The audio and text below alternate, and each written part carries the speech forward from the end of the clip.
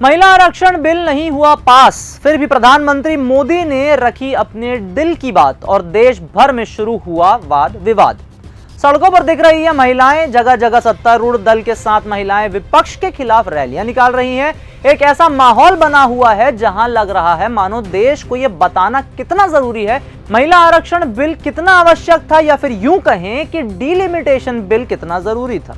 अब ये रैलियां और विपक्ष पर लगातार सत्ता का हमला, इन सबको विशेषज्ञ और विश्लेषक किस रूप में देखते हैं, आइए करते हैं सभी जानकारी आपसे साझा। नाम हमारा आशीष गुप्ता, आप देखना शुरू कर चुके हैं न्यूज गंगा। महिला आरक्षण को लेकर देश की राजनीति लगातार गर्म होती जा रही है, तापमान लगातार बढ़ता दिख रहा है, खासकर तब जब महिला आरक्षण बिल संसद में पारित होने से फेल हो गया।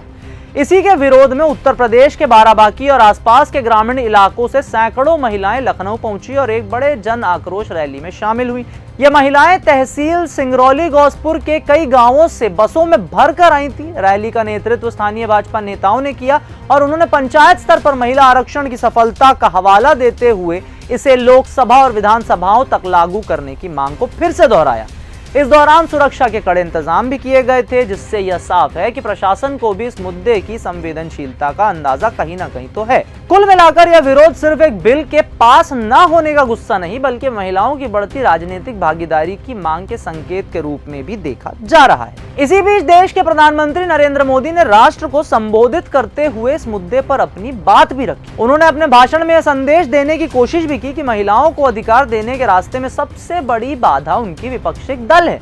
उन्होंने यह तर्क दिया कि सरकार महिलाओं को सशक्त बनाने के लिए प्रतिबद्ध है, लेकिन विपक्ष की राजनीति इस दिशा में रुकावट पैदा करती है। प्रधानमंत्री ने महिला सशक्तिकरण को अपनी सरकार की प्राथमिकता बताते हुए जनता से समर्थन की अपील भी की है।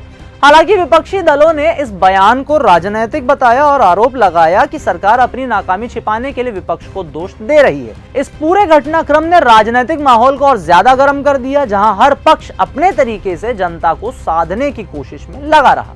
अब राजनीतिक विश्लेषकों का मानना है कि महिला आरक्षण बिल को लेकर जो रणनीति बनाई गई थी उसमें कई स्तरों पर गणित जुड़ा था, जिसमें परिसीमन जैसे मुद्दे भी शामिल थे। लेकिन जब यह बिल पारित नहीं हो पाया तो अब नेतृत्व का फोकस विपक्ष के खिलाफ माहौल बनाने पर दिख रहा है। सवाल यह उठता है कि क्या यह आक्रामक रुख एक तरह का दबाव बनाने की कोशिश है, या फिर यह संकेत है कि सत्ताधारी दल को अलग अलग मोर्चों पर चुनौतियों का सामना करना पड़ रहा है।